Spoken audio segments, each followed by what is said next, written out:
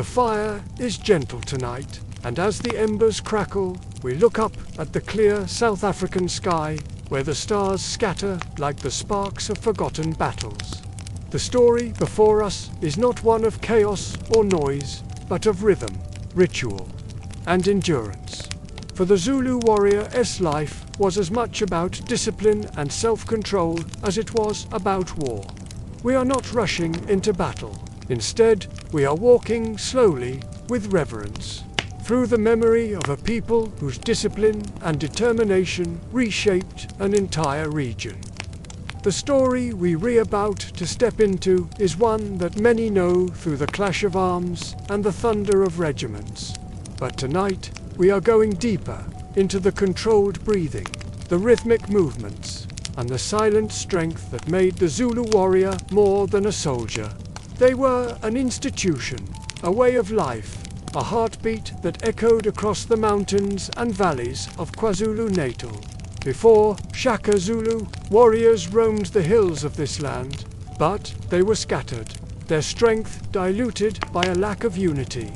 Then came Shaka, a name synonymous with change, a leader who took these scattered warriors and forged them into an unstoppable force.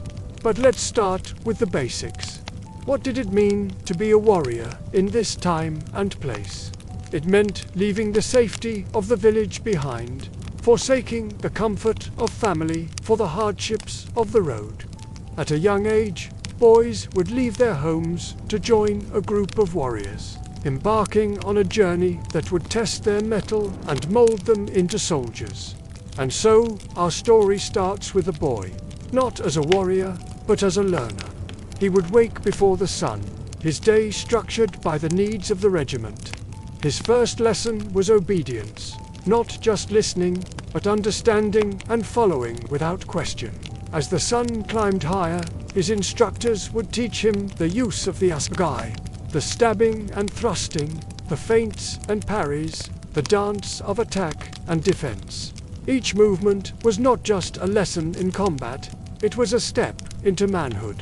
His afternoon would be spent on long marches, his legs growing stronger with each step, his endurance tested against the setting sun. At night, around the crackling fire, he would listen to stories of past battles, each scar on his instructor's body a testament to a story told. These nights were not just about learning, they were about bonding, about creating a sense of brotherhood that would later become the backbone of the Zulu army. This is a world that may seem harsh to us, even brutal. But for these Zulu boys, it was their path to becoming men. A rite of passage that turned boys into warriors, warriors into soldiers, and soldiers into regiments. This was not just about war. It was about creating an identity, a disciplined, almost hypnotic identity that became the hallmark of the Zulu army. Now let's turn our gaze towards Shaka, a name that resonates with power. Born out of a lineage that craved power, Shaka's story is one of ambition and achievement. However, his rise to power was not paved with privilege, but with struggle. Cast out of his father's kraal as a young boy, he knew hardship early on, but this didn't break him.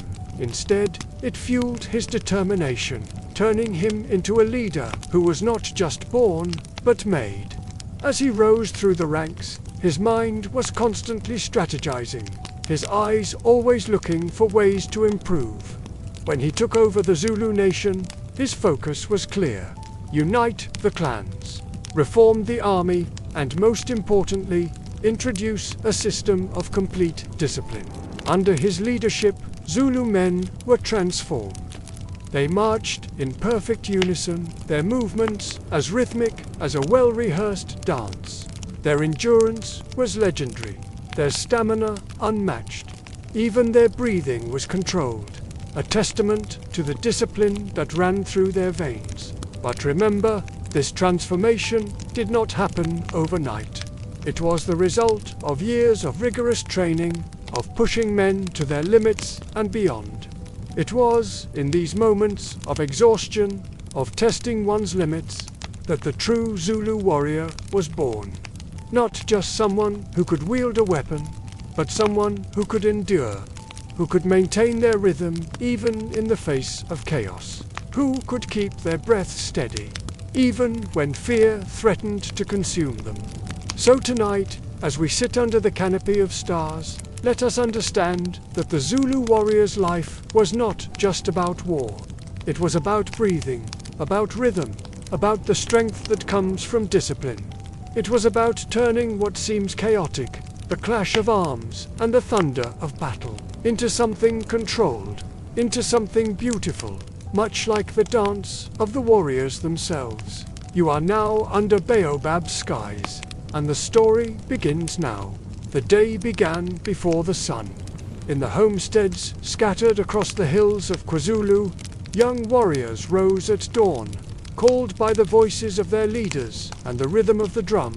Sleep was a luxury, for the body belonged to the regiment, and the regiment belonged to the king. Their day began with a ritual as ancient as their land. A sprinkle of water on the face, a smear of red ochre on the forehead, and the donning of animal skins, each crease and line telling a story of their lineage, a reminder of who they were and where they came from. With the spirits appeased and the ancestors acknowledged, they moved to the next order of business, the training ground. There, under the unforgiving gaze of the rising sun, they trained until the land beneath their feet turned to hard-packed earth, and the sky above their heads spun into shades of endless blue. Their bodies became bronzed statues of muscle and sinew, molded by the relentless hammer of dawn. Shaka Zulu, the indomitable warrior who forged the Zulu nation into an unmatched military force, understood the importance of turning boys into men. His regiments weren't just soldiers, they were instruments of his vision, weapons honed to a razor's edge, ready to carve out the destiny of a nation. And the first step in this transformation was to strip these young men of their old lives and reshape them into the ideal Zulu warrior. They were barefoot, no leather, no padding, no fancy footgear. The rugged terrain of KwaZulu-Natal became their sole dress. Thorns and rocks became their only companions. Miles melted beneath their determined steps as the sun climbed higher, turning the vast grasslands of their homeland into an endless obstacle course. This wasn't about comfort. It was about creating warriors who were as tough and resilient as the land they inhabited. It was about making their bodies as unbreakable as the horizon. And then there were the weapons, the Ikwila, the short, stabbing spear named for the sound it made when pulled from the body of an enemy, and the Isilongu, a shield cut from thick cowhide, wide enough to offer protection, yet light enough to move with agility. Each warrior carried these extensions of their bodies into the heart of every drill. Day after day, they sparred with their brothers, shield against shield, spear against spear, until the rhythm of combat became as natural as breathing. They were taught the art of attack and defense, the precision of movement, the timing of strikes, all designed to turn a simple spear and shield into instruments of death. Shaka's drills were legendary, demanding not just physical prowess, but mental acuity as well. He wanted his warriors to think as one, to move as one, and to strike as one. The warriors advanced, retreated, circled, all in perfect unison, like clockwork, like a single heartbeat. They learned to fight as a unit, a single organism with many limbs, an invincible force known as the buffalo horns. But the training didn't end with the clash of weapons. It seeped into every aspect of the warrior's life. Even their eating habits were regimented. They were expected to fight on empty stomachs, to learn how to move when weak, to master their hunger so that no moment of weakness could betray them in battle. They were taught to listen to their bodies, not to indulge, but to understand, to push through exhaustion, because in war, rest could be the difference between victory and defeat. As the sun dipped below the horizon, painting the sky in hues of orange and purple, the warriors returned to their homesteads. But even then, they did not truly rest. For Shaka believed that even in sleep, a warrior must be ready for action. Fires burned in the night as regiments sang war songs, their voices rolling across the hills, keeping their spirits sharp and their unity unbroken. They sang of bravery, of loyalty, of the glory of their nation, and they sang of their indomitable leader, Shaka Zulu. It was a life of constant motion, a life on the edge of the razor, a life where death was not a visitor, but a roommate. There was pride, yes, but also pain. Feet blistered, backs ached. Some warriors collapsed during marches, carried only by the will of their brothers to keep moving. To fall behind was shame. To endure was honor. Meals were simple, porridge, sometimes meat if the regiment had been rewarded. But even rest was limited. Fires burned in the night as regiments sang war songs, their voices rolling across the hills, keeping their spirits sharp and their unity unbroken.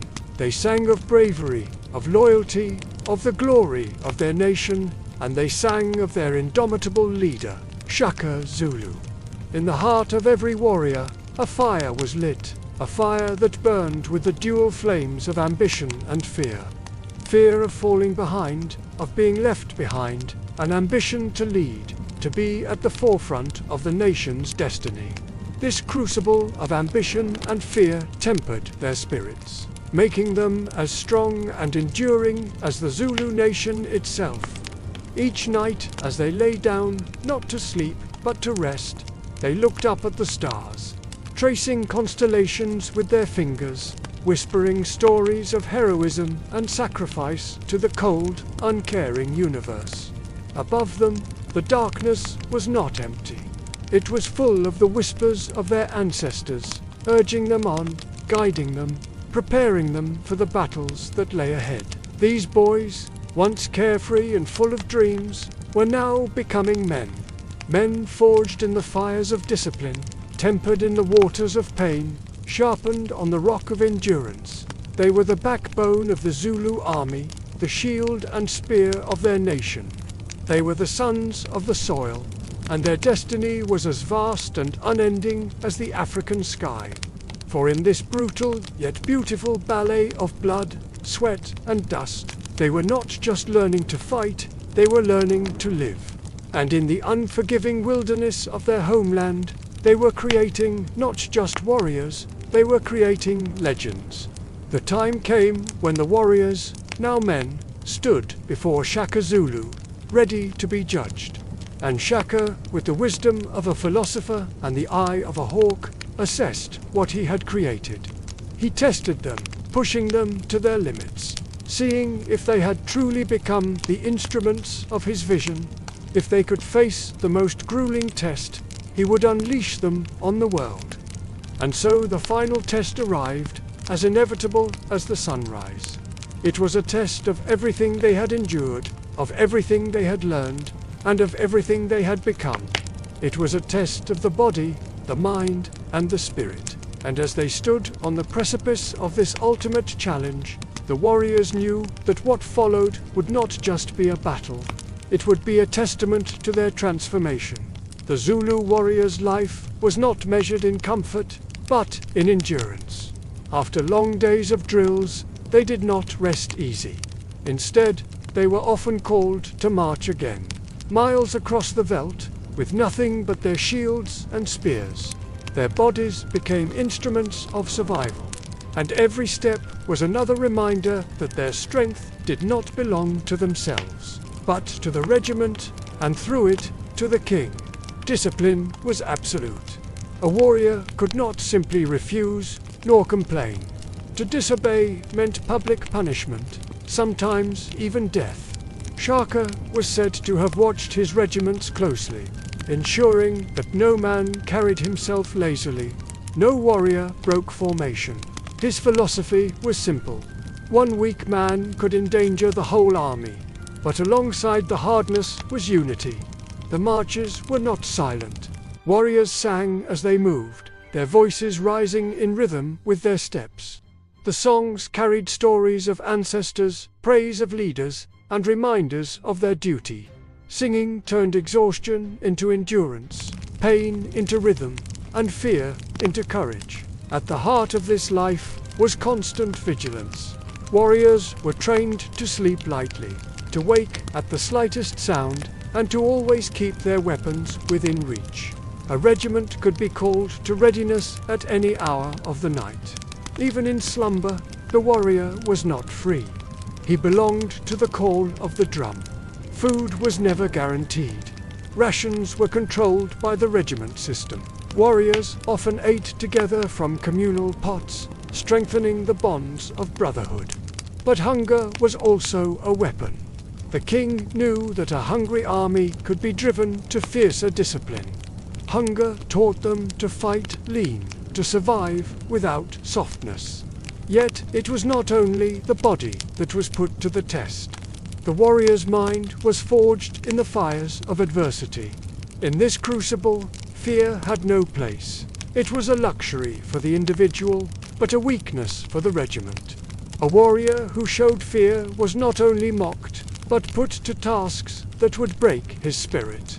They ran the gauntlet between the lines of their comrades, each step forward a victory over their own terror. The Ikawa demanded brutal practice. Warriors were drilled to thrust again and again, to strike quickly and close, unlike the older tradition of throwing long spears. Shaka's revolution was in the discipline of the stab, a combat so intimate that the warrior had to look into the eyes of his enemy. Each thrust was a lesson in bravery, each parry an exercise in focus. The Ikwa was not just a weapon, it was a teacher, shaping the warrior as surely as the long march shaped his endurance. This existence was not merely about hardship. It was about transforming men into instruments of war, into extensions of the king's will. Their lives were organized around the rhythm of the battlefield. Rise with the sun, march until weary, drill until numb, sing until voices cracked, and fight until exhaustion claimed the body. Yet still, the regiment endured. For a Zulu warrior, the body was not his own. His feet, his voice, his courage, all were offerings to the king, to the regiment, and to the ancestors who walked before him.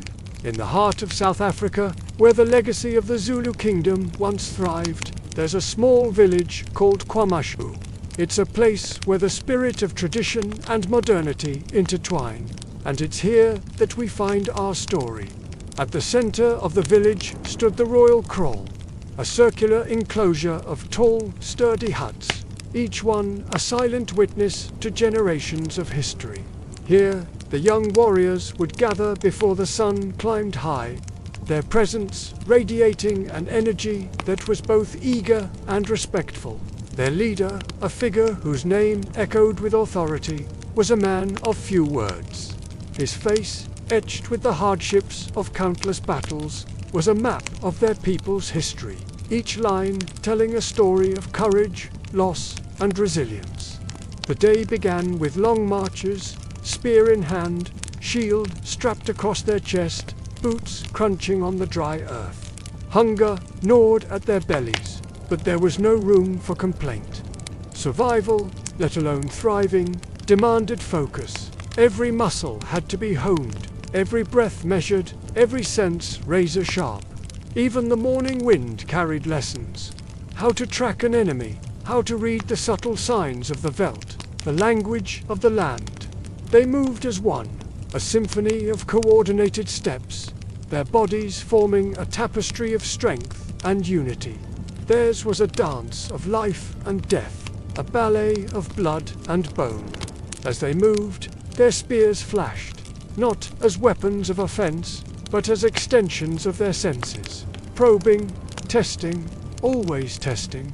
Their shields, adorned with the clan's insignia, became mirrors deflecting any attack, real or imagined, while their eyes, keen and unwavering, scanned the horizon.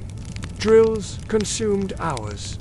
Formation after formation, step after step, each motion practiced until reflex became instinct.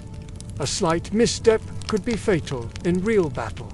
The older warriors observed silently from the periphery, their gazes sharp and discerning, correcting the young, teaching them the rhythm of combat that had kept their people alive for generations. Yet behind this rigor was an invisible strain, the constant weight of expectation. Families looked to them to bring honor. Elders measured courage in deeds and endurance. When the sun climbed higher, its unforgiving gaze bore down on the village, turning the world into a shimmering haze of heat. This was no time for rest. Under the blazing sky, the drills continued, each movement echoing the heartbeat of a warrior. But it wasn't just about physical prowess. It was about the fusion of body and mind, about turning potential into power. And then came the midday sun, bringing with it a silence that was heavier than the heat. The scouts sent ahead reported little, yet the danger was palpable. In the vastness of the open plain, a false move could be costly. Still, the warriors pressed on, their movements growing sharper, their determination hardening with each passing moment. Water was scarce, and hunger a persistent ache. But they pushed on, their bodies becoming instruments of war, their minds focused, their spirits high. As the day wore on, the veldt became their classroom, their battlefield, and the warriors, both young and old, became students and masters in a timeless pursuit of excellence. Some stumbled, some fell, but all rose again, their spirits unbroken, their will to learn undeterred. For here, in the crucible of the KwaZulu sun, it wasn't just warriors who were forged, it was legends. As the sun began its slow descent, painting the sky in hues of red and gold, the pace quickened. The warriors raced, not against each other, but against the encroaching darkness, their movements swift and sure, their breaths echoing the urgency of the hunt. When the sky bled into twilight, they fell silent, their bodies still, their eyes sharp as they listened intently to the night sounds. Under the cloak of darkness, new challenges arose. The familiar landscape transformed into a labyrinth of shadows and whispers. They moved now as phantoms, their senses heightened, their movements fluid, graceful, deadly. They tracked unseen prey, stalked by unseen predators, their lives hanging in the balance. Nightfall brought drills of another kind, silent marches, stealth exercises, listening to the rhythms of the veldt. In the absence of moonlight, they navigated by the stars, their knowledge of the heavens guiding their steps. The dangers were as real as the day. Rival clans, wild animals, and the ever-present fear of a misjudged step. Yet they pressed on, their courage fueled by an ancient fire that burned within their souls. Each night was a test, a trial by darkness, where only the bold and the vigilant survived. They slept little, for sleep meant vulnerability, and vulnerability could mean death. Instead, around small fires, under the watchful gaze of the elders, they shared stories. Tales of bravery, of cunning, of sacrifice and survival. Each story was a lesson, each word a guiding light in the darkness. And so they sat, young and old, united by a common purpose, bound by an unbreakable spirit. For in the heart of KwaMashu, under the blanket of night, they weren't just warriors, they were the guardians of a legacy, ensuring that the flame of their culture would burn bright through the ages. As the moon climbed higher in the velvety sky, casting an ethereal glow over the village, a hush fell over the group. A seasoned warrior stepped forward, his voice resonating with the wisdom of countless battles. He spoke of a time long past, of legendary heroes and fierce battles that echoed with the clash of spears and the roar of defiance. His words painted vivid pictures in the minds of the young, transporting them to a realm where courage knew no bounds and where victory was snatched from the jaws of defeat. With each story, the flames of their spirit ignited, their hearts swelling with admiration and respect. These tales were more than just stories. They were threads that wove together their history, their identity, their very essence. The young warriors leaned in, their eyes wide with wonder and anticipation. They saw themselves in the footsteps of these heroes, their own destinies unfolding like the chapters of an epic poem. The night deepened, and with it, the lessons of courage, strategy, and unwavering resolve took root in their hearts. When the fire's embers glowed softly, mirroring the starlight above, it was time for reflection. The young warriors pondered the stories they'd heard, allowing the weight of their meanings to settle within them. They realized that being a warrior wasn't just about physical strength. It was about mental fortitude, strategic brilliance, and an unbreakable spirit. As the night wore on, a profound sense of camaraderie filled the air. They were more than just warriors. They were brothers, bound by a shared purpose and a common destiny. The cost of war was more than blood and bone. It was the shaping of a people, the passing of a legacy, and they, the young warriors of Kwamashu, were its custodians. With the first hints of dawn, they were up, their bodies rested, their spirits resolute. The lessons of the night were etched in their minds, fueling their determination to excel. The sun rose over the horizon, casting its warm glow on the village, bathing it in the promise of a new day. It was a day like any other, yet it held the echoes of countless tomorrows. For these warriors were not just learning the art of war, they were crafting their futures, forging their identities. They were the sons of the soil, the embodiment of their ancestors' spirit, and their journey was just beginning. And so, as the sun climbed higher, they trained, they drilled, they pushed themselves beyond the limits they thought they knew. For they were the future of their clan, their kingdom, their very survival. And they wouldn't just survive, they would thrive. Long before he became the name whispered in fear and awe, Shaka was a boy marked by struggle. Born into uncertainty, his early years were shadowed by rejection and hardship. Yet from these trials grew a sharpness of mind and body, a will that refused to bend. He watched, he learned, and he turned every insult into fuel. He rose to become the most successful military commander in history. But what made him that way? What was the secret of his rise? A king known as Senzangakona had a son who would change history forever. His name was Shaka Zulu. However, when Shaka was born, there was no celebration, just confusion. His father wasn't sure if he was really his boy. There were too many men in the king's life, each claiming to be the true father. This made young Shaka's early years uncertain and hard. It was a time of questioning, of proving oneself over and over. As Shaka grew older, he didn't just accept his place in life. He questioned it, challenged it, changed it. And this journey led him to greatness, or did it? Now let's dive into the life of this incredible man, exploring the events that shaped him, the decisions that made him famous, and the challenges he faced. Remember, this is a story filled with action, strategy, and leadership. So pay attention to every detail because each one plays a crucial role in understanding the rise of Shaka Zulu. Shaka wasn't just any ordinary boy. He was born with a spirit that refused to be confined by the circumstances of his birth.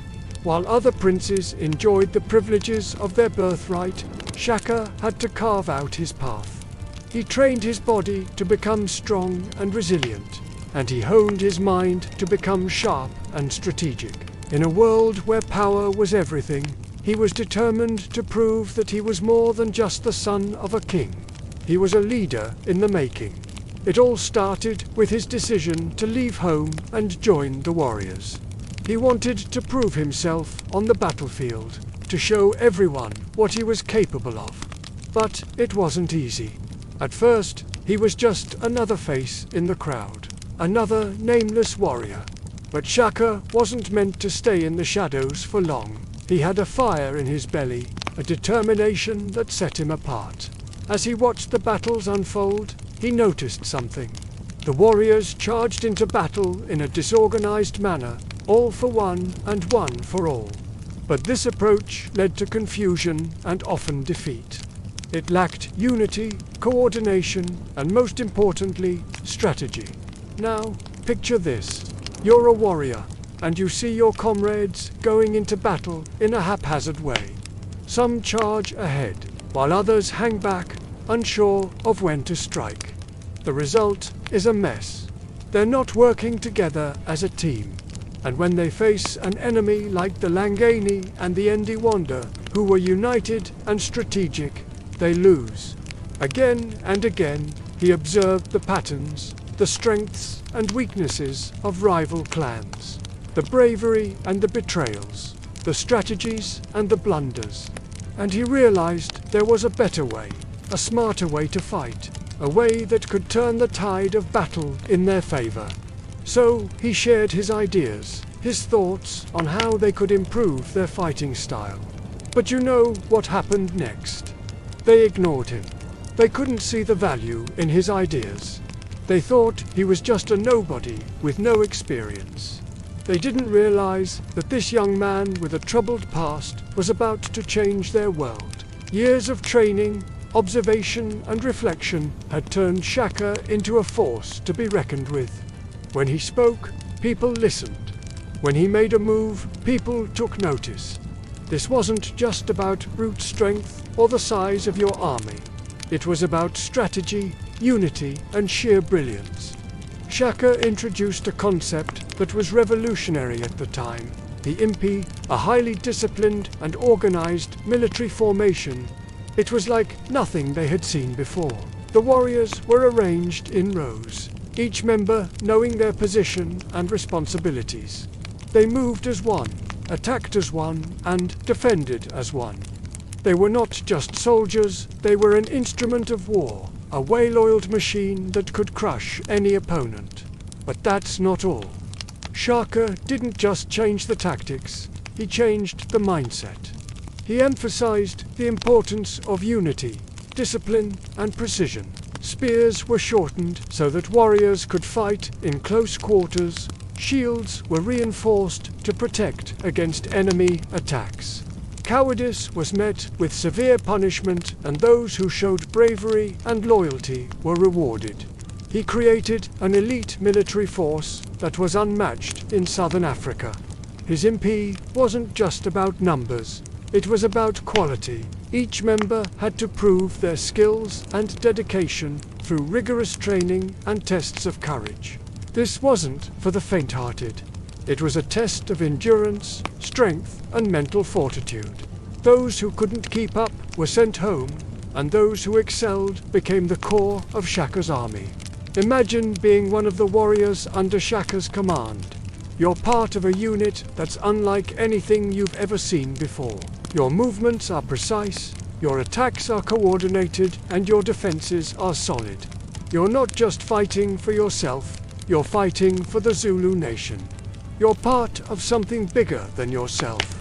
As the Zulus grew stronger, so did their enemies. Clan loyalties shifted, alliances were formed, and rivalries intensified.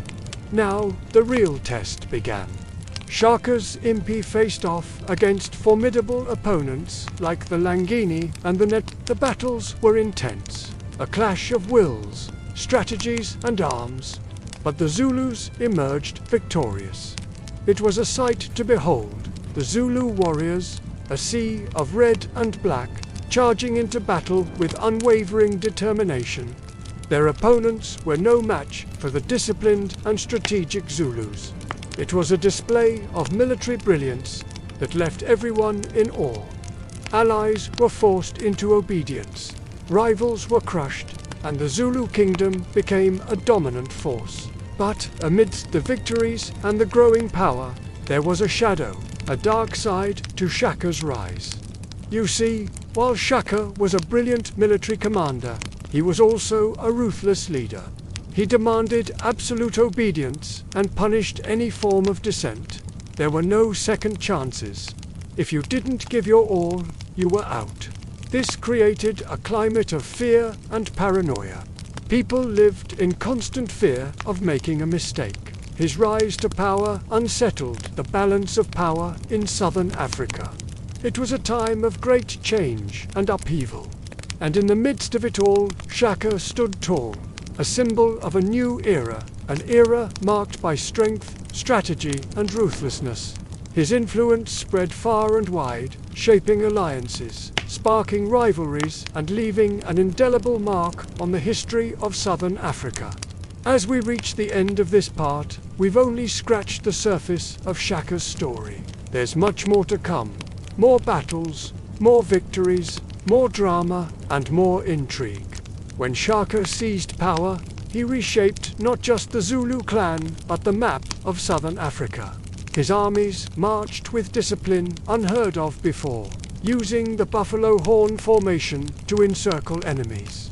Battles once decided in minutes now unfolded like rehearsed choreography, and victory followed him across valleys and rivers. Yet his genius came with controversy. He demanded absolute loyalty and punished hesitation with death. He ordered new settlements, reorganized social life, and uprooted thousands to ensure loyalty. His grief at his mother's passing turned to brutality executions, mourning rituals, and forced sacrifices that scarred his legacy. For some, he was a protector, for others, a tyrant. He left behind reforms that endured long after his death. Military drill, age-based regiments, and the central authority of the Zulu state shaped generations. But the cost was heavy: rivals destroyed, refugees scattered, landscapes reshaped by war. Shaka's name became both a warning and a legend, sung in praise and whispered in dread. His rule ended with betrayal, killed by his half-brothers, but his legacy could not be buried. To this day, the image of the disciplined Zulu warrior and the fierce leader who demanded everything remains etched in African memory. Shaka had turned hardship into empire, but the price of his brilliance was measured in blood. Shaka was a brilliant military mind, ruthless and innovative. But power without restraint can corrupt even the best intentions. While Shaka modernized and expanded the Zulu kingdom, his methods were so brutal that many of his subjects questioned the cost of their newfound security. As Shaka consolidated his power, he sought to eliminate potential rivals and threats to his authority. This included not only external enemies like the Ndoandia, but also members of his own clan, who he saw as disloyal or ambitious. One such person was his own father, Angakona. In 1828, sensing his father's resentment towards him, Shaka had the elder man put to death. Although there are varying accounts of the circumstances surrounding Angakona's death, the consensus is that it was Shaka who orchestrated his demise. As the sole leader of the Zulu, Shaka now had complete control over the clan, and he wasted no time in implementing his vision for its future. One of his most significant reforms was the establishment of military districts known as impi. These reforms aimed to maintain a standing army that would ensure the safety of the Zulu and allow for quick mobilization in times of war. Every male Zulu was expected to participate in the military, which was divided into regiments based on age. This system not only made the Zulu formidable in battle, but also served as a tool for social control and discipline. But these reforms were not without their challenges. Many of the older warriors resented the imposition of military discipline and the demands of the new system. Shaka, however, was not a man to tolerate dissent. He responded to resistance with brutal force, solidifying his authority through fear and oppression. One of the most notorious aspects of Shaka's reign was his treatment of women. He instituted a system where women were secluded in huts and forbidden from socializing with men. This was done to prevent any accusations of impropriety and was a reflection of the rigid social control that characterized his regime. Any woman found violating these rules was subjected to severe punishment, often including exile from the clan. Despite these draconian measures, Shaka's rule brought an unprecedented level of organization and power to the Zulu clan. Under his leadership, they went from being a small, fragmented group to becoming a formidable force that dominated much of southern Africa. However, Shaka's rise to power and his subsequent consolidation of control came at a terrible cost. The violence and bloodshed that marked his ascent and reign left a lasting impact on the Zulu people. Even those who benefited from his reforms and expansion of the kingdom couldn't help but be affected by the brutality that surrounded them. Many of Shaka's victims were ordinary people who had no part in the conflict that engulfed them. The violence and displacement caused by Shaka's wars and his ruthless tactics resulted in a refugee crisis. Thousands of people were forced to flee their homes, leaving behind their lives and their loved ones in the hope of finding safety elsewhere. The Zulus weren't the only ones suffering. Their neighbors and rivals also paid a heavy price for Shaka's ambition. Entire communities were wiped out, leaving behind deserted villages and a landscape littered with the graves of the fallen. The wars that Shaka waged not only reshaped the political map of southern Africa, but also left an indelible scar on the region's social fabric. The violence and upheaval caused by Shaka's rise to power and reign led to the breakdown of traditional social structures and the displacement of countless individuals. Families were torn apart, communities were decimated, and entire regions were left in ruins. Shaka's impact extended beyond the immediate victims of his violence. The turmoil and instability that characterized his reign created a climate of fear and uncertainty that permeated all aspects of life for his subjects. The constant threat of war and the knowledge that their ruler was willing to employ brutal tactics to maintain control weighed heavily on their minds. Under such a regime, people lived in a perpetual state of anxiety, always aware that they were just a step away from becoming victims of Shaka's next military campaign or a purge. Although Shaka Zulu is remembered as a great warrior and a brilliant strategist, his legacy is complex and controversial. While he is celebrated as a national hero in South Africa, his ruthless tactics and the immense human suffering caused by his wars have not been forgotten. Instead, his story serves as a reminder of the costs of unchecked ambition and the human toll of violence and oppression. His story is a testament to the resilience of the human spirit in the face of unimaginable adversity. It's a tale of courage, determination, and the unbreakable bonds of family and community in the face of overwhelming odds. And although his legacy is marred by the violence and bloodshed that accompanied his rise to power and reign, his story continues to inspire and captivate people around the world. To understand the depth of the impact Shaka had, we need to look at what happened to his homeland after his death. The vacuum of power created by Shaka's assassination soon led to civil war and instability within the Zulu kingdom. His half-brothers, Mailanjana and Dingan, struggled for power, leading to further fragmentation and the erosion of the centralized authority that Shaka had established.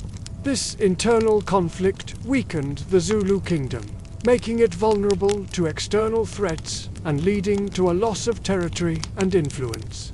After Dingaan's defeat and the Battle of Blood River in 1838, which marked a turning point in the power dynamics between the Zulu and the Voortrekkers, a Boer faction, the Zulu people faced continued struggles and displacement. Throughout the 19th century, they were caught in the crossfire of the expanding British Empire and the Voortrekker republics, leading to further dispossession and the restriction of their rights and freedoms. In spite of these challenges, the Zulu people persevered. They adapted to the changing circumstances, preserving their cultural traditions and identity despite the efforts to suppress them. The memory of Shaka Zulu continued to serve as a source of inspiration and unity for the Zulu people throughout these turbulent times. His legacy as a warrior, a leader, and a symbol of resistance against oppression has endured, shaping their identity and inspiring their struggle for equality and justice. Today, Shaka Zulu's story continues to resonate around the world. His life and legacy have been celebrated in books, films, and works of art, capturing the imagination of people across cultures and generations. He is remembered as a symbol of courage, determination, and the quest for freedom in the face of adversity. However, it's essential to acknowledge the complexity of his legacy. While he is revered as a national hero in South Africa, his ruthless tactics and the immense human suffering caused by his wars and reign cannot be ignored. Shaka's story serves as a reminder of the costs of unchecked ambition and the human toll of violence and oppression. As we reflect on the life and legacy of Shaka Zulu, let us remember not only his military prowess and political achievements, but also the profound impact his actions had on the people of Southern Africa. Let us honor the memory of those who suffered under his reign and recognize the enduring strength and resilience of the Zulu nation in the face of adversity. When Shaka fell to his half-brother's spears in 1828, the Zulu kingdom trembled. His death was not just the end of a man, but the opening of questions. Who would rule, and could they command the same fear and loyalty that Shaka had inspired? In this episode, we answer those questions. Who took over after Shaka Zulu? And how did the mantle of leadership affect the course of Zulu history? Dingaan stepped forward, seizing power, yet suspicion and paranoia colored his reign from the start. The echoes of Shaka's military genius remained. His regiments still drilled, his formations still marched, but without his iron presence, discipline wavered. The surrounding chiefdoms sensed weakness and rebellion stirred. Dingaan tried to wield Shaka's system, but his rule leaned more on intrigue than innovation. The kingdom faced instability. Some warriors longed for Shaka's brutal clarity. Others welcomed his absence. His reforms had bound together clans under a single spear, but the bond now strained under rivalries, European encroachment, and shifting loyalties. The Zulu remained feared, but the certainty of their dominance cracked. Yet, even in the turbulence, Shaka's shadow endured. His military order outlived him, shaping wars long after, even against colonial forces. His death brought instability, but his legacy, both admired and cursed, refused to die. The rhythm of his discipline still beat in the hearts of the Zulu, even as the kingdom stumbled forward. Shaka Zulu's death unleashed a maelstrom of questions upon the Zulu kingdom. Who would lead them now? Could anyone fill Shaka's towering boots? And most importantly, would the Zulu continue to thrive, or would they fracture without their iconic monarch? The answers to these questions would profoundly shape the Zulu's destiny. In the immediate aftermath of Shaka's demise, his half-brother, Dingaan Kasenzang Agona, ascended to the throne. Dingaan, initially a commander in Shaka's army, had proven himself a capable leader on the battlefield. However, the question of his legitimacy was challenged by Shaka's widow, Queen Nondi, who pushed forward Dingan's half-brother, Malangana Kasen Zangahona, as the true heir. This internal discord provided a glimpse into the turmoil that would define Dingan's reign. As Dingan consolidated his power, he faced a formidable challenge from Shaka's former advisors and generals, many of whom were eyeing the throne themselves. Dingan, aware of the threat they posed, devised a cunning plan to neutralize them. He summoned the advisors and generals to a conference, feigning a desire for reconciliation. However, once they arrived, he had them imprisoned, effectively ending any immediate threats to his authority. Yet this web of deceit and betrayal was only the beginning. Dingan's paranoia grew, twisting his perception of loyalty and turning him against his own family. Suspecting his sister, Queen Nondi, of plotting against him, he had her put to death, along with several of his advisors. Even Shaka's grave was not spared, with Dingan opening it to confirm the identity of his brother's remains. Such was Dingan's obsession with security that he moved the capital from its traditional location to the safety of a valley, surrounded by natural barriers. This relocation not only symbolized the shift in power, but also underscored Dingan's retreat into a world of fear and isolation. However, the seeds of doubt and distrust sown by Dingan's actions did not go unnoticed. Many Zulu warriors began to question his leadership, yearning for the straightforward brutality of Shaka's rule. Voices of dissent grew louder, especially among the regiments, the backbone of the Zulu military machine. These factions missed Shaka's iron-fisted discipline and questioned Dingan's more nuanced approach to warfare and statecraft. The disquiet within the regiments would soon erupt into open conflict, plunging the Zulu kingdom into a civil war that threatened to tear it apart. Dingan, sensing the growing unrest, attempted to quell the rebellion with force, sending his regiments to crush the dissenters. But this only fueled the fire. As the civil war intensified, the Zulu found themselves divided, not by external enemies, but by their own internal strife. The kingdom teetered on the edge of collapse, and Dingan's grip on power, once seemingly secure, began to slip. Amidst the chaos, Dingan's half-brother, Malangana, sensing an opportunity, rallied the dissident regiments and marched on the capital. Dingan, though outnumbered, refused to yield. He gathered what forces he could and prepared to defend his position. But as the two armies clashed, it became evident that the tide had turned. Dingan's men, demoralized by years of his paranoia and misrule, were no match for the fervor of the rebels. Soon, Dingan found himself on the run, desperately seeking refuge. As he fled, Dingan's mind raced. He knew that capture meant certain death.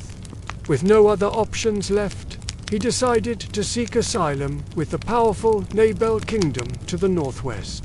Dingan, once the mighty ruler of the Zulu, was now a fugitive. Stripped of his power and dignity, his escape marked not only the end of his reign, but also the twilight of Zulu dominance in the region. Dingan's downfall was a stark reminder of the fragility of power.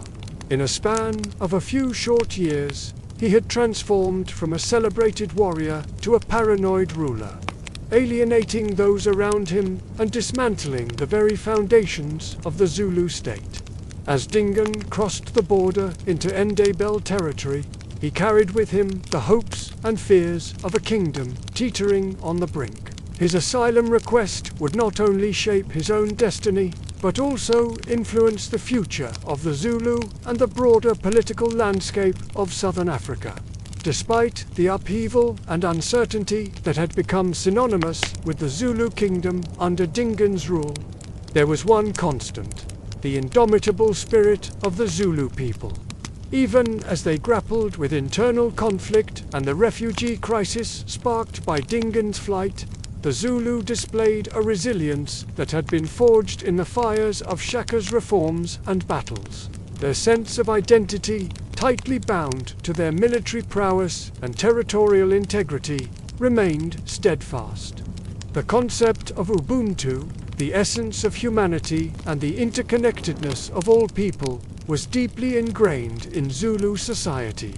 It served as a moral compass, reminding them of their shared humanity with Dingaan, despite his past transgressions.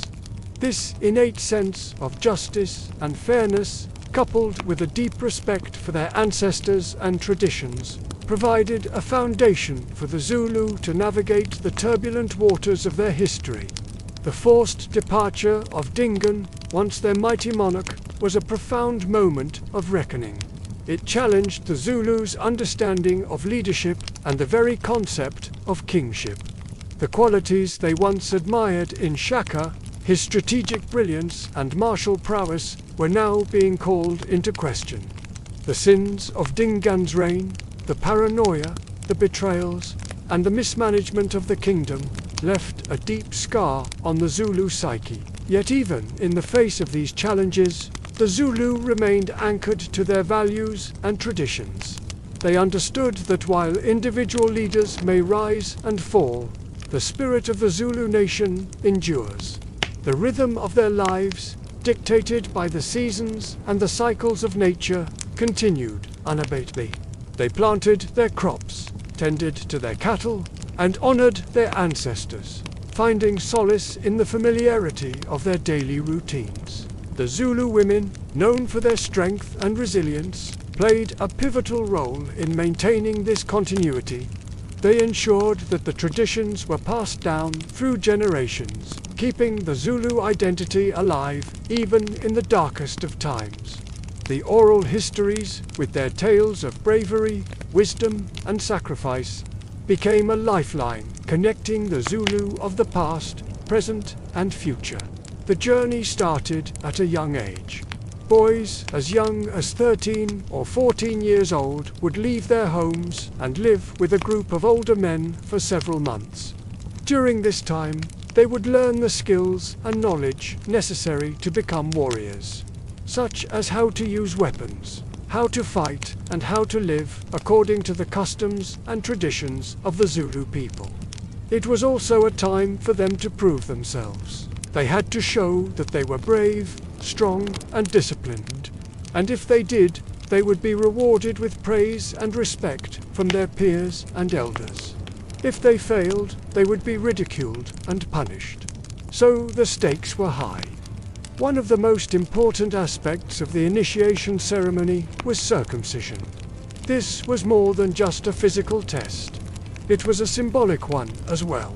It marked the transition from childhood to adulthood, and it was a reminder that the Zulu men were descended from a long line of warriors. The ceremony itself was a public affair.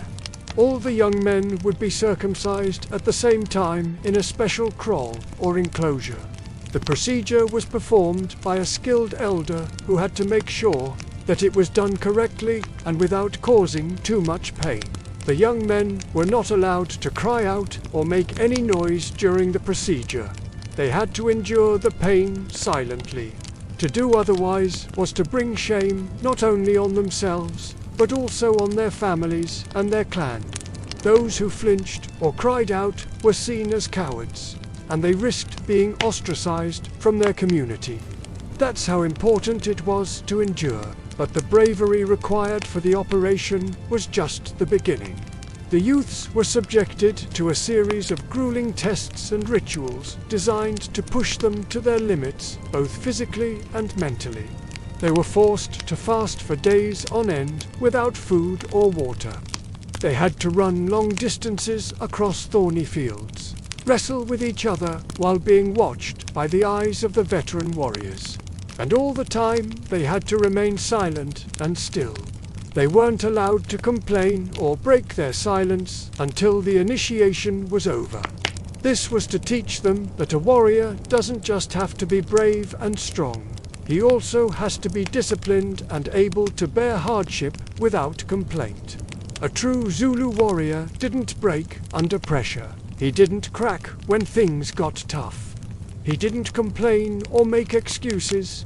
He endured and he persevered. And those who did were rewarded with the respect and admiration of their peers and elders. These trials were not just a test of physical strength and endurance. They were also a test of mental fortitude.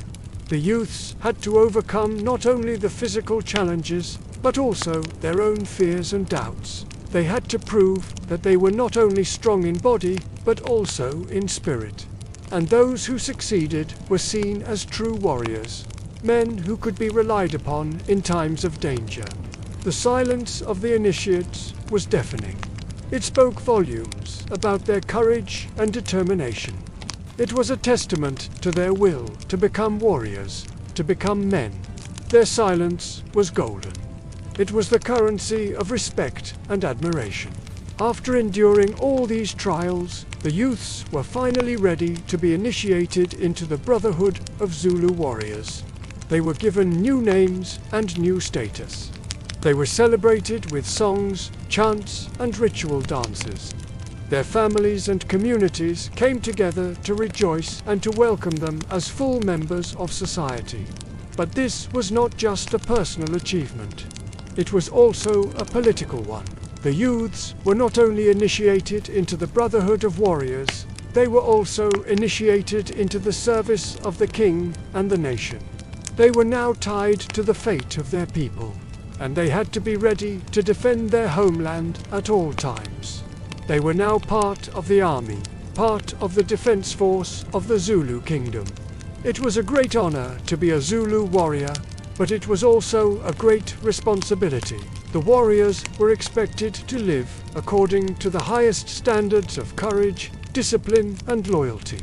They had to be ready to sacrifice everything for the good of their people. They had to be ready to fight and die for their king and their country.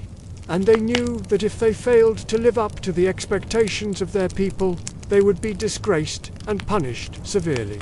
So they took their duty very seriously. Through these hard and painful rituals, the Zulu not only created soldiers, they created identities. They created men who were not only strong and skilled, but also brave and honorable. They created men who were not only loyal to their king and their country, but also to themselves. These initiation ceremonies were not just a part of the Zulu culture. They were the foundation of it. They were the bedrock upon which the entire Zulu society was built. They were the crucible in which men were forged, tested, and tempered to become the best version of themselves. They were the Zulu way of turning boys into men. And there's a lot that we can learn from this. In today's world, we often forget the importance of tradition and custom. We think that they're outdated and irrelevant. But the Zulu people have shown us that traditions, like the initiation ceremony, are not just about preserving the past, they're about creating the future. They're about building strong, resilient, and honorable men who can face the challenges of life with courage and dignity. So let's take a page from the Book of the Zulu and rediscover the power of tradition. Let us rediscover the importance of honoring our customs and rituals, and let us rediscover the value of creating strong, resilient, and honorable men. But there is even more to learn here. You see, the Zulu initiation ceremony was not just about creating warriors, it was also about creating a sense of community and belonging. The young men lived together in a group, sharing the same experiences and challenges. They learned to work together, to support each other, and to trust each other. They formed bonds of brotherhood that lasted a lifetime. And this is something that we need more of today. We need more sense of community and belonging. We need more opportunities to build relationships and create bonds that go beyond our differences. The Zulu understood this. And that's why their initiation ceremony was not just a test of physical and mental endurance. It was also a test of human resilience. It was a celebration of the human spirit and its ability to overcome adversity. At its center was a mighty Zulu warrior named Nkobel Zulu. He was fierce in battle, but also known for his wisdom and bravery. As he grew older, he knew his time as a warrior was coming to an end. So he began to prepare his son, Setueo, for the day when he would take over. But there were challenges ahead. When Nkobel passed away, his son was not yet ready to rule.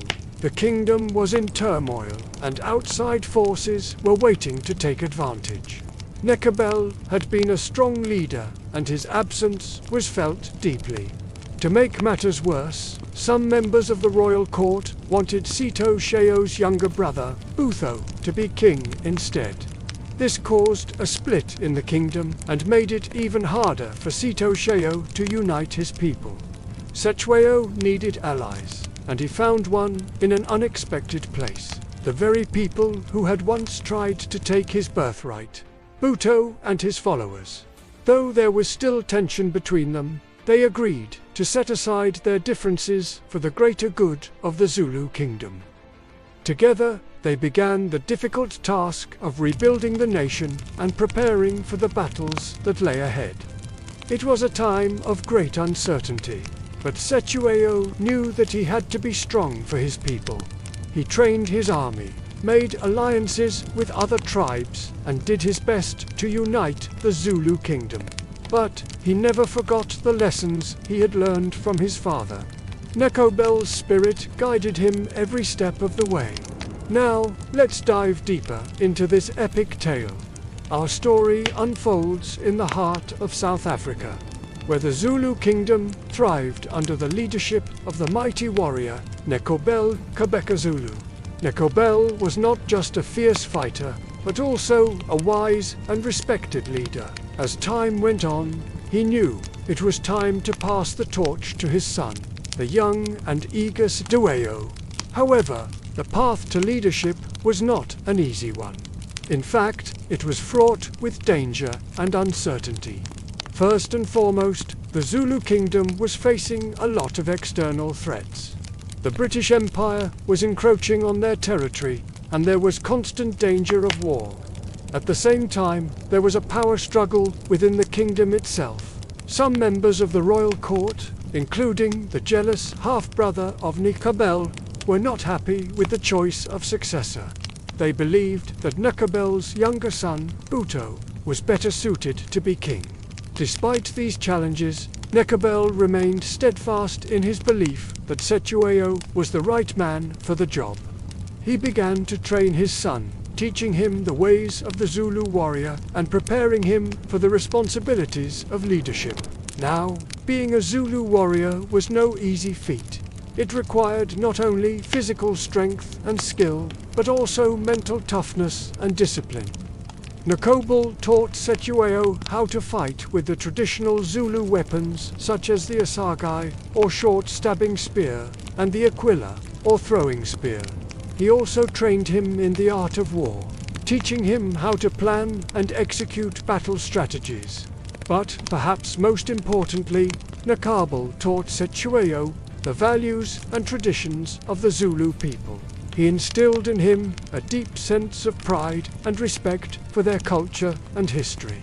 As Setueo grew older and more capable, he began to take on more responsibilities. He led the Zulu army into battle, proving himself to be a skilled and courageous warrior. He also began to participate in important political and diplomatic affairs, learning the intricacies of leadership and governance. Despite his success, though, Setueo knew that he could never truly be considered a great leader until he had faced and overcome a great challenge. He needed to prove himself to his people, to his father, and to his enemies. And soon enough, that opportunity would present itself. Meanwhile, on the outskirts of the kingdom, a group of young men were watching the proceedings with keen interest. They were part of a secret society known as Criteria, or the Men of the Secret, founded by Nkobel's half-brother. The group was dedicated to the idea that it was wrong for someone outside the direct bloodline of the first king to rule the Zulu kingdom. They believed that Butho, Nkobel's younger son, was the rightful heir to the throne. The Okrera had been plotting for years, waiting for the chance to strike. They saw Sechueo's training and rise to power as a threat to their goals, and they began to plan their next move. Soon, the time came when Nkobel passed away, leaving Sechueo as the new leader of the Zulu kingdom. But the Okra were ready, and they wasted no time in making their move. They sent out a call to arms, rallying their supporters and gathering an army. Then they marched on the capital, determined to overthrow Sechueo and install Butho as king. The young monarch found himself in a desperate situation. He was outnumbered and outgunned, and the odds were stacked against him. But despite the danger, he knew he couldn't run or hide. He had to face his enemies and fight for his kingdom. With the support of his loyal advisors and family members, Sechueo managed to put together a small but determined force. He and his men fought bravely, but it soon became clear that they wouldn't be able to win the battle. Just when all hope seemed to be lost, though, a mysterious figure appeared on the battlefield. It was Nkobel, returned from the dead to help his son and protect his kingdom. With Nkobel's help, Sechueo and his men were able to defeat the Okrera and put down the rebellion. But Nkobel was gravely wounded in the battle and soon passed away once again. With the kingdom saved, Sechueo was finally able to take his place on the throne. He had proven himself to be a brave and capable leader, and the people of Zulu rejoiced at the news. However, despite the victory, the young king knew that his journey was just beginning. He had to deal with the aftermath of the rebellion and set his sights on the future of his kingdom. Would he be able to live up to the legacy of his father? Only time would tell. Yet, despite the odds, something remarkable happened. Nkobel's spirit, which had been watching over his son, decided to return to the mortal plane to help him in his hour of need. With Nkobel's guidance, Sechueo was able to rally his forces and turn the tide of battle. The combined might of father and son struck fear into the hearts of the enemy, and soon the Okrera were on the run. In the end, Sechueo's forces emerged victorious, and the young king was hailed as a hero. But this victory was bittersweet. For Nkobel, the time had come for him to pass on his wisdom and knowledge to his son. As the sun dipped below the horizon, casting long shadows across the battlefield, Nkobel called for his son. When Sechueo approached, his father's spirit looked at him with pride and said, "You have shown great bravery and wisdom today, my son. I am proud of the warrior and the leader you have become." With that, he handed Sechueo a ceremonial spear and said, "This is the spear of kingship. Wield it wisely and always remember the values and traditions of our people."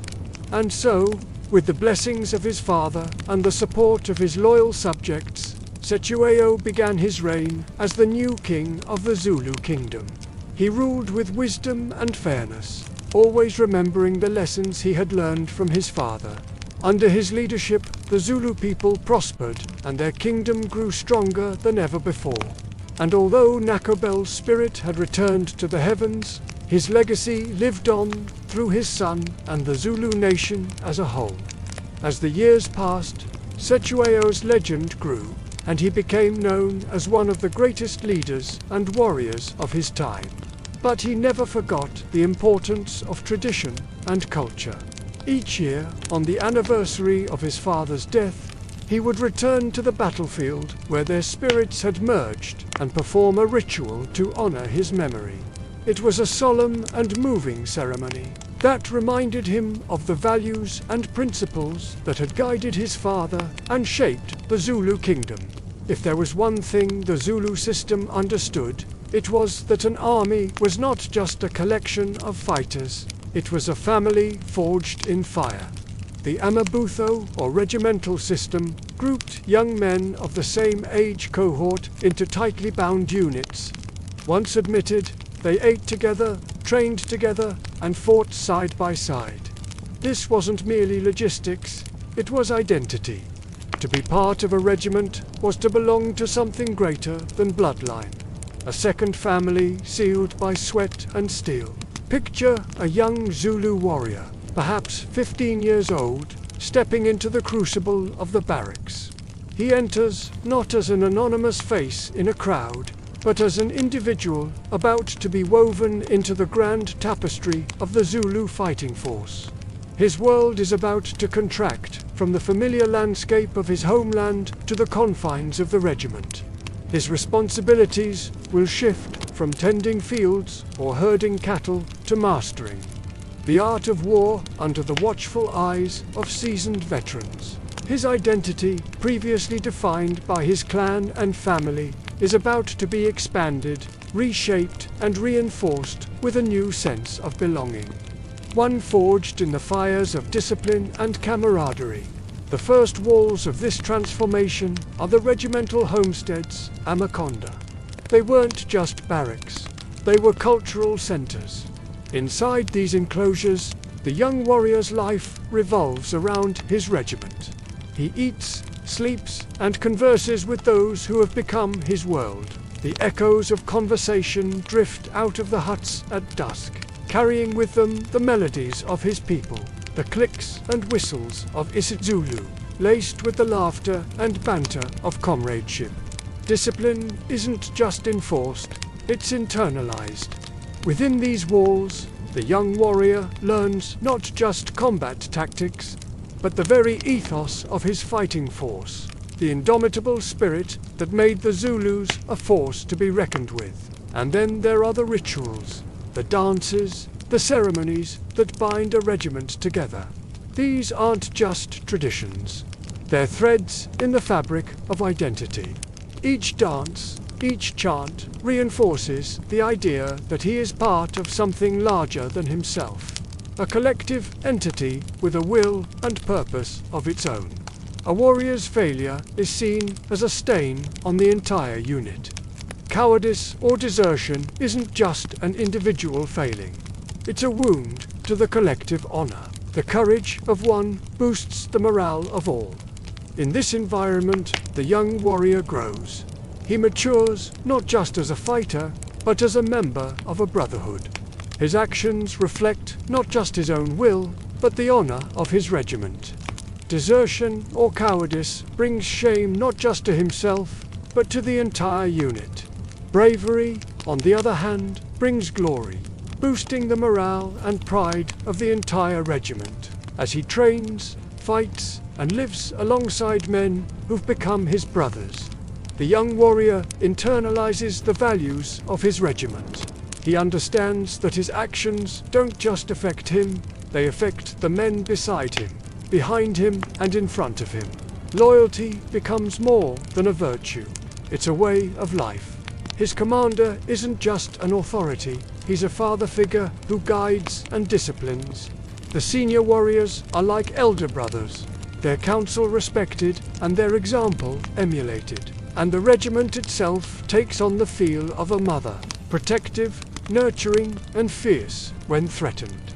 Even when the young warrior leaves the barracks, perhaps to start a family of his own, the bond forged in the regiment doesn't fade.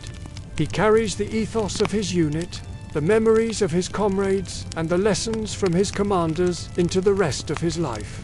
Years later, when he's grizzled and grey, sitting round a fire with his peers, he doesn't reminisce about the battles they fought, the victories they won, or the defeats they suffered.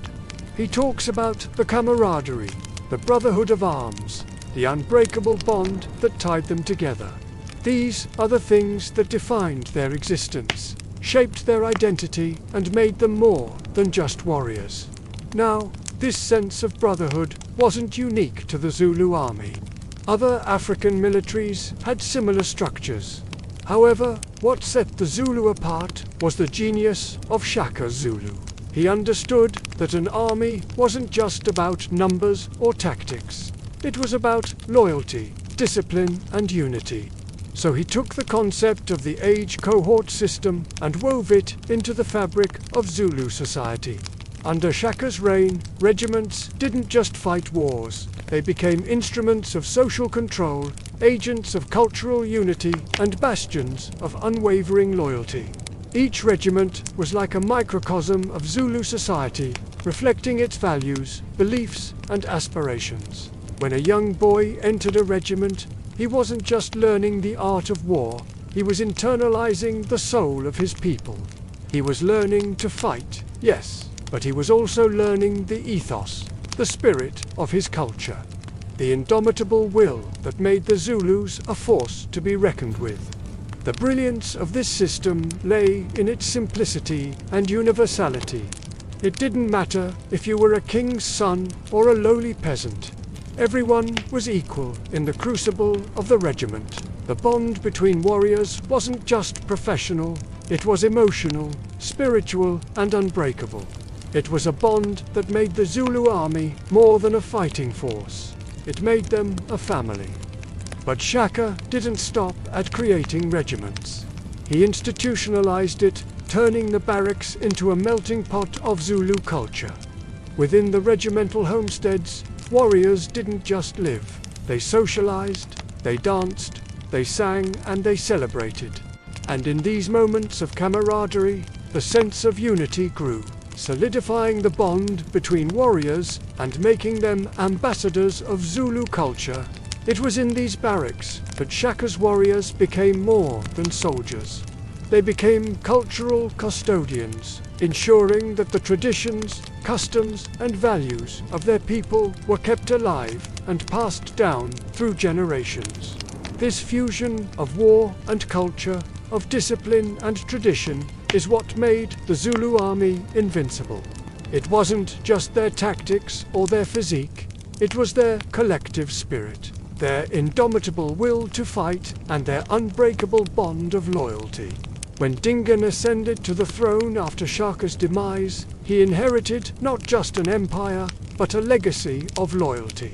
He understood that the regiments were more than just fighting units, they were the backbone of Zulu society, the embodiment of its spirit and resilience. So he continued the tradition, nurturing the regiments, respecting their customs, and strengthening their bonds. Under his reign, the regiments didn't just fight wars. They became instruments of social control, agents of cultural unity, and bastions of unwavering loyalty. Each victory, each triumph, was a testament to the power of unity, a celebration of the strength that lay in the bond between warriors. Even in defeat, they found solace in their togetherness, knowing that as long as they stood together, they could weather any storm. The story of the regiments wouldn't end with Dingan. It would echo through generations of Zulu leadership, becoming a cornerstone of their identity, a symbol of their unity and strength. Every new warrior who stepped into the barracks carried with him the legacy of his forefathers, the indomitable spirit that had turned a small tribe into a mighty kingdom.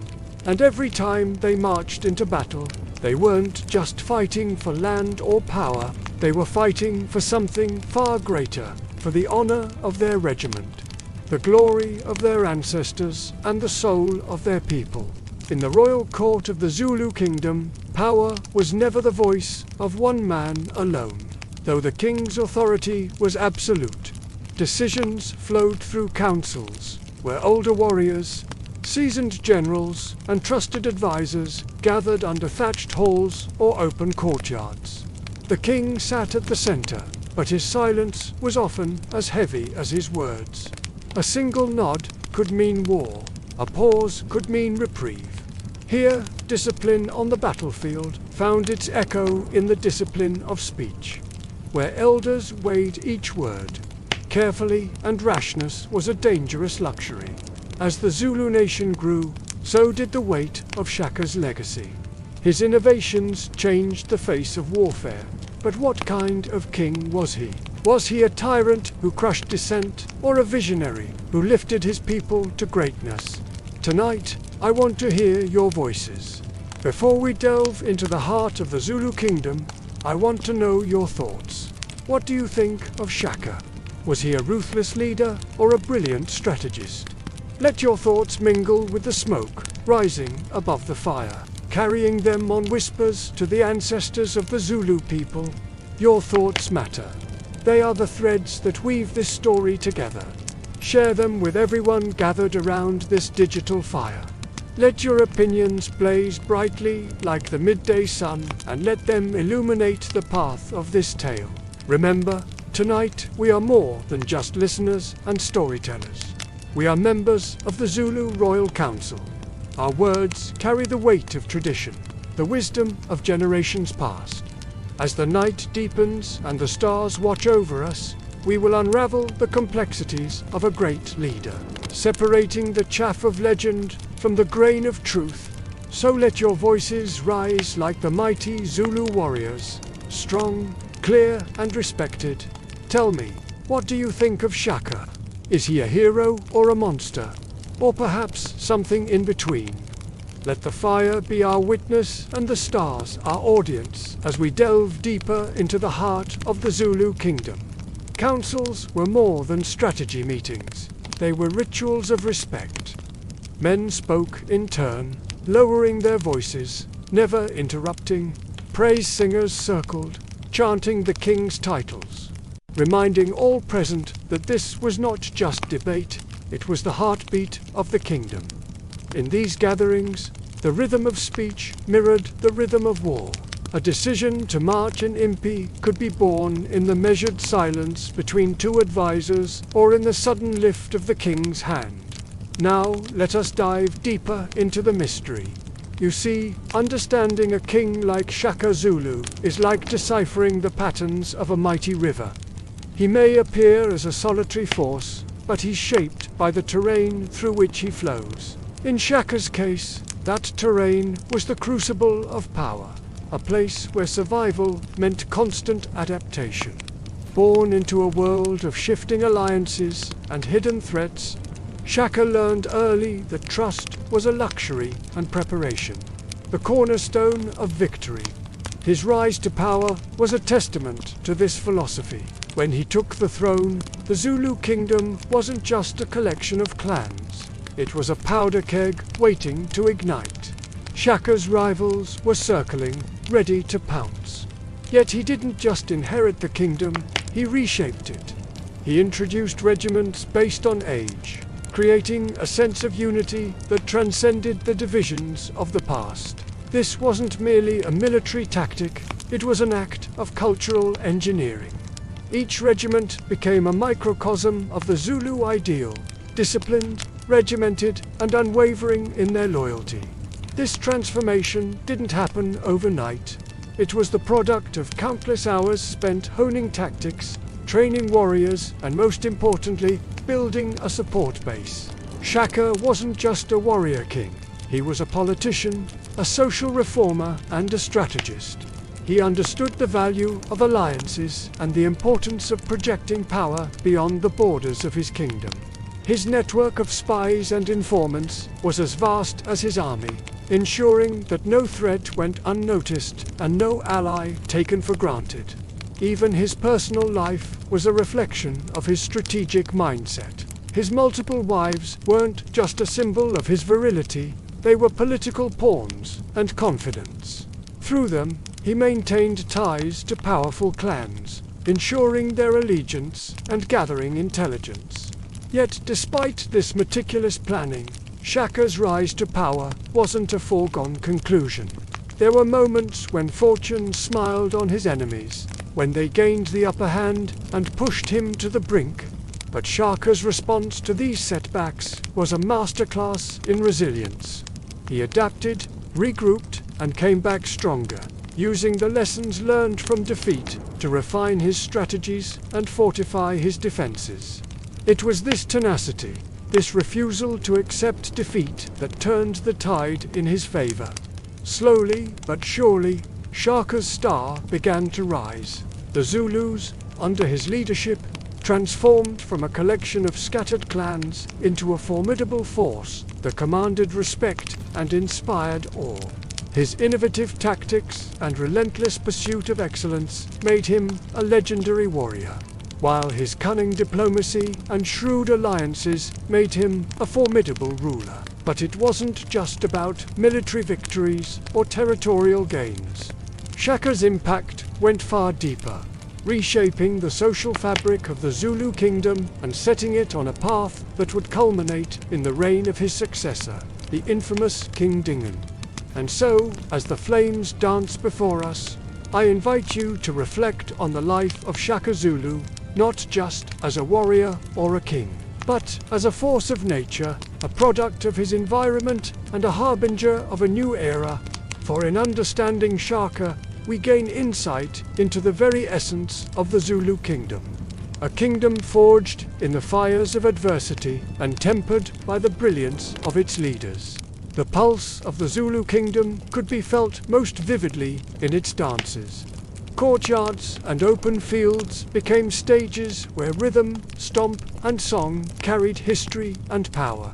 Warriors moved in unison, their feet striking the earth in patterns passed down through generations. Each movement was deliberate, a symbol of strength, a reminder of past victories, and a living tribute to the ancestors. Here's the thing about the Zulus. They believed that their greatest victories weren't just won on battlefields, but also in the hearts and minds of those who witnessed their might. And what better way to achieve that than through dance? It was during the reign of King Shaka that the war dance truly took center stage. His warriors, known as the Amabutho, didn't just fight with weapons and shields. They fought with their bodies as instruments of war. But let me tell you, it wasn't just brute force they displayed. No sir, there was a method to their madness, a language embedded in every stomp and leap. See, for the Zulus, dancing wasn't just a pastime or a form of entertainment. It was a way of communicating, of sending coded messages that echoed across the kingdom. And these messages weren't just for the living, they were also for the spirits watching over them. Picture this, warriors assembling in a large open space, their bodies painted with war colors, their hair adorned with feathers and beads. As the sun rises, they break into a series of high, powerful leaps, almost like they're trying to touch the sky. Their feet pound the earth with a heavy stomp, creating a rhythm that seems to shake the very foundations of the ground. Now, if you were an outsider witnessing this, you'd probably think, wow, that's quite the spectacle. But to the Zulus, it was much more than just a show. It was a conversation with their ancestors. It was a way of saying, we are ready, we are strong, and we will fight with the courage of our forefathers. As the dance intensifies, the warriors move as one, their bodies forming shapes that symbolize unity and strength. They mimic the movements of animals like the mighty lion and the graceful crane, drawing power from these creatures known for their fierceness and balance. Each step, each turn is a testament to their history, a reminder of the battles fought and won. It's a living, breathing story that connects the past with the present. Now, don't get me wrong, the Zulu kings weren't shy about showing off their power. But their dances weren't just about intimidation.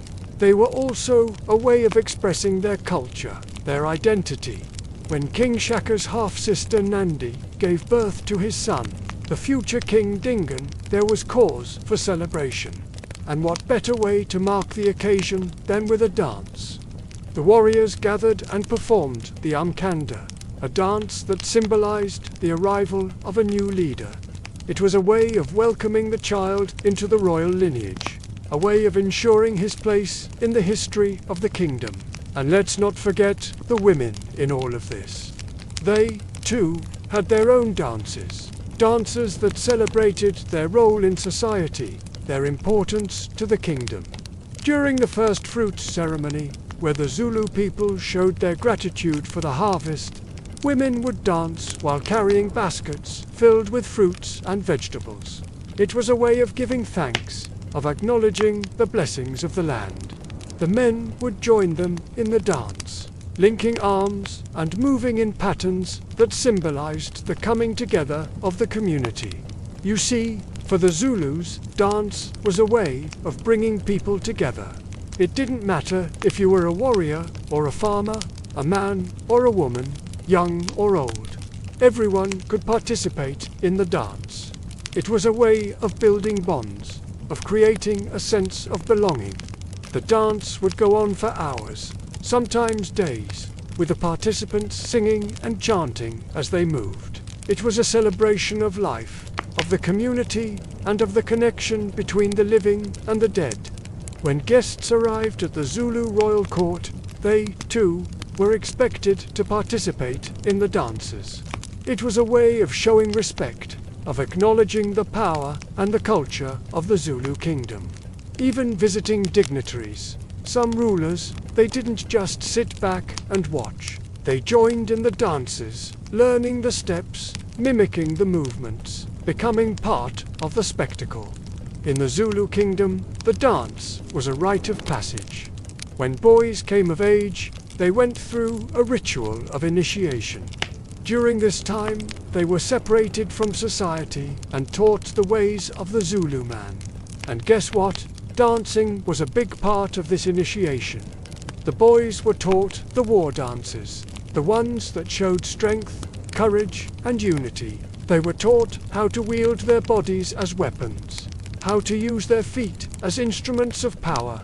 After the initiation, when they returned to their communities, they were no longer boys. They were men, and they celebrated their manhood with a special dance. It was a way of showing the community their transformation, their readiness to take on the responsibilities of adulthood. The Zulus believed that every step, every leap, every spin told a story. It was a story of the individual, of their journey from boyhood to manhood, and it was also a story of the community, of their shared history, their struggles, and their triumphs. This dance wasn't just about the individual, it was about the group, the harmony of movements, the synchronization of steps. It was a way of showing the world that the Zulu men were not just strong and brave, they were also disciplined and united. They danced in formations, in lines, in circles, each movement precise, each step in sync. It was a display of power, yes, but it was also a display of unity, a testament to the strength that comes when people work together. For the Zulu men, dancing was more than just a physical exercise. It was a spiritual one, too. They believed that the dance could help them connect with their ancestors, with the spirits of their forefathers. In the movements, in the stomps, in the chants, they sought the guidance and the protection of their ancestors. It was a way of honoring their heritage, of paying respect to those who had come before them. The dance became a bridge between the past and the present, a way of carrying on the traditions of the Zulu kingdom. So when you look at the Zulu dances, don't just see a bunch of guys jumping around. See the power, the grace, the unity. See the story that unfolds with every step. For the Zulu people, the dance wasn't just a performance. It was a way of life. It was a way of connecting with their roots, with their culture, with their very souls. And isn't that something we could all learn from? Isn't it time we all found our rhythm, our beat, our way of expressing our true selves? Because, as the Zulu people have shown us, when we dance, when we move to the music of our souls, we become more than just individuals. We become a community, a family, a nation of dancers celebrating the beauty of life. In the royal kraal, authority was both seen and felt. The king's attire, the glint of beadwork, the carefully adorned shields, and the placement of ceremonial weapons all spoke of hierarchy and influence. Every ornament, every feather and medallion was a signal of lineage, of conquest, of spiritual connection to the ancestors. The pageantry was more than aesthetic. It reinforced societal structure. Warriors knelt, families bowed, and the rhythm of drums punctuated declarations of law, victories, and feasts. Even the layout of the royal compounds, cattle enclosures, dance arenas, and council spaces reflected the order of power. The invisible threads of governance and duty were woven into the very fabric of their world. Visitors, both local and foreign, marveled at the display. A single gesture could summon silence. A chant could ignite the crowd. The king's presence, amplified by symbols and rituals, projected unity, authority, and ancestral blessing.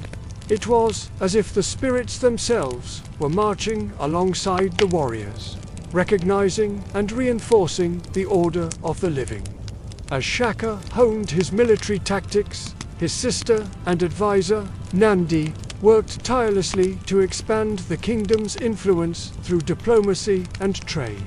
Recognizing that a powerful Zulu state required more than just military might, Nandi established networks with neighboring chiefs, forging alliances that secured the borders and opened up trade routes.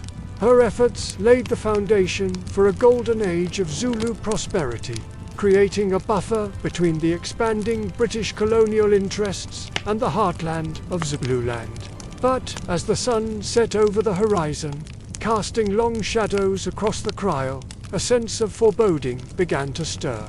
Whispers carried on the wind, tales of a new and formidable force approaching from the south. The Zulus had heard of the British and their insatiable desire for land and power. Now it seemed they were coming closer, driven by missionaries who sought to convert the natives to Christianity and soldiers who marched in perfect lines, armed with weapons that spat death from afar. In the royal court, a deep sense of unease settled. Some elders advocated for submission, hoping to appease the newcomers and preserve their way of life. But Shaka's spirit was ignited with an unquenchable thirst for resistance. He knew that giving in would not only betray his ancestors, but also jeopardize the hard-earned gains of his reign. Thus began the first major conflict in the Anglo-Zulu War, setting the stage for one of the most epic clashes in history. Now let's get back to our story about the mighty Zulu warriors. The year is 1879, and the Zulu kingdom is on the brink of a clash with the British Empire. Shaka Zulu, the formidable monarch, has united the Zulu clans into a powerful force, instilling discipline, strategy, and an indomitable fighting spirit. His warriors, adorned in animal skins, are a mesmerizing sight, dancing before battle to psych themselves up. Their signature short stabbing spears and ox-hide shields make them a force to be reckoned with. But looming on the horizon is a formidable adversary. The British Empire, led by Lieutenant General Sir Frederick Thesiger, with a numerical advantage of 5-1, the British Army is equipped with repeating rifles, cannons, and artillery, firepower that can decimate Zulu ranks from afar. Yet the Zulus have a secret weapon, their intimate knowledge of the terrain, led by the enigmatic warrior and military genius, Shaka Zulu. They vanish into the rugged, unforgiving landscape after each skirmish, reappearing just beyond the reach of their pursuers. The British are baffled. How can these elusive warriors seem to know the lay of the land better than they do? What is this mystical force that seems to guide the Zulus? As the war intensifies, the Zulu kingdom faces a daunting challenge. The British, with their advanced weaponry and seemingly inexhaustible numbers, threaten to engulf their homeland. Faced with this onslaught, the Zulus strategize. They retreat into the heart of Zululand, where they had always been vulnerable to attack. But now they are prepared. They fortify their positions, conceal their warriors, and wait for their moment to strike. The British, confident in their technological superiority, press forward, unaware of the trap that awaits them. Then it happens. At the Battle of Isandlwana, the Zulus unleash their fury, employing guerrilla tactics and utilizing the landscape to their advantage. They emerge from their hiding places, unleashing a hailstorm of spears that decimates the British ranks. Amidst the chaos, Dingon, the half-brother of Shaka Zulu, distinguishes himself as a key figure in the battle. While Shaka's military prowess and strategic brilliance are renowned, Dingon's role is equally vital. He leads a crucial regiment of Zulus, known as the Buffaloes, who play a pivotal role in breaking the enemy lines and securing victory. His bravery and tactical acumen contribute significantly to the defense of Isandlwana and the preservation of the Zulu kingdom. Yet, amidst their glorious victory, there is no time for celebration. The Zulu warriors know that the British, wounded but not defeated, will regroup and come back stronger. They have inflicted a heavy blow, but the war is far from over. On the other side of the battlefield lies the grave of a fallen giant. The British commander, Lieutenant General Sir Frederick Thesiger, lies slain, a victim of the very forces he underestimated. His death serves as a stark reminder of the cost of arrogance and the tenacity of those who refuse to be subdued. Despite their numerical superiority and advanced weaponry, the British have suffered a devastating loss. The echoes of their defeat reverberate across the empire, shaking the foundations of their perceived invincibility. This resounding Zulu victory sends shockwaves throughout the world, challenging the notion of British supremacy and leaving an indelible mark on the course of history. As news of the Anglo-Zulu War reaches London, a wave of shock and disbelief washes over the British public. How could their invincible army, equipped with the latest technology and led by experienced commanders, be defeated by a seemingly primitive tribe? Questions are raised, investigations launched, and the true extent of the disaster at Rook's Drift slowly unravels.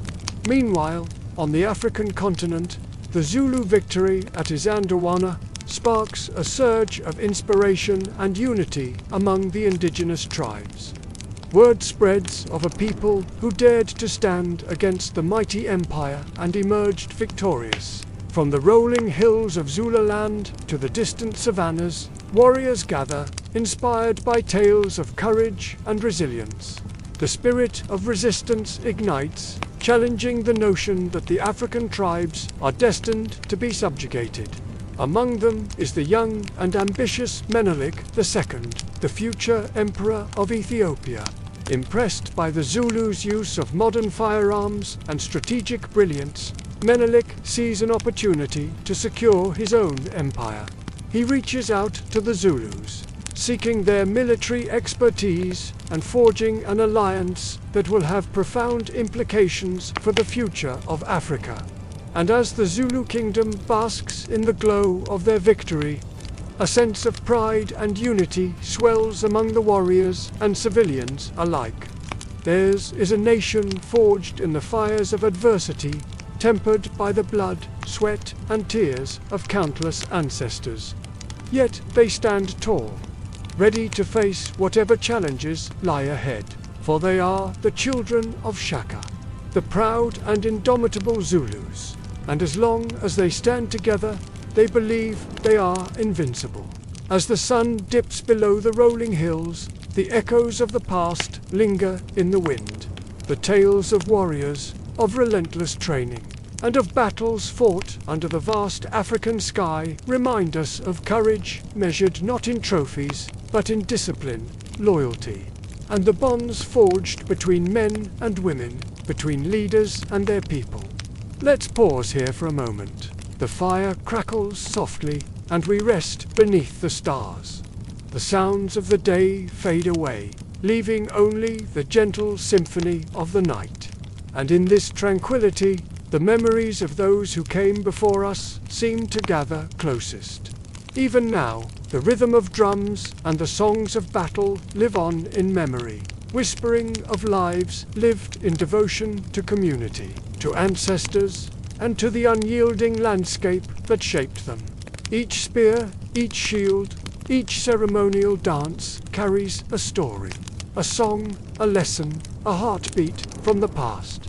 And, as the stars begin their silent vigil in the inky canvas above, we find ourselves drawn into the timeless embrace of the African night. It's a world where the boundaries of time seem to blur, where the spirits of our ancestors dance among the firelight, and where the very essence of courage and tradition comes alive. We remember the warriors, their bodies painted in the colors of bravery, their movements as graceful and powerful as the lions that roam these lands. We hear the echo of their chants, feel the vibration of their drums, and understand the deep connection they had with the earth, the sky, and all living things.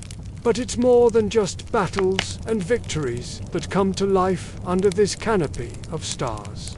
We witnessed the quieter moments, too, the peaceful scenes of daily existence. We see the women, their voices ringing with laughter as they gather around the homestead, sharing stories and ensuring the continuation of their culture. We see children playing, their innocent joy echoing through the ages, reminding us of the importance of community and family. Each moment is a brushstroke on the canvas of our understanding, each scene a chapter in the book of our shared heritage. And as the night deepens, so does our appreciation for the strength, beauty, and wisdom embedded in every fiber of this ancient culture. We feel the weight and the grace of history, the challenges overcome, the traditions upheld, the spirit unbroken, from the harsh drills of the warrior to the splendor of the royal court. Every aspect of life is a testament to the Zulu people's dedication to courage, honor, and identity. And as the first hints of dawn begin to paint the horizon, we know it's time to return to our own time, carrying with us the lessons and inspiration of those who came before. We leave this world of spears and songs, not with tension, but with understanding, a gentle awareness of the sacrifices, the artistry, and the resilience that shaped generations. The warmth of the fire, the glow of the embers, the scent of the burning wood, all serve as anchors to this place, to this time, connecting us to the past in a way that transcends the boundaries of years. Now, with the stories told and the songs of the past fading softly into night, you are ready to drift, carried under the wide African sky, beneath the watchful stars, and enveloped in the whispers of history. Thank you for joining us on this journey through time. If you've enjoyed this experience, we invite you to share it with others and to follow for more immersive adventures. Until next time, may the spirits of the ancestors guide you, the rhythms of the drums sustain you, and the warmth of the firelight forever light your path. You are now under baobab skies.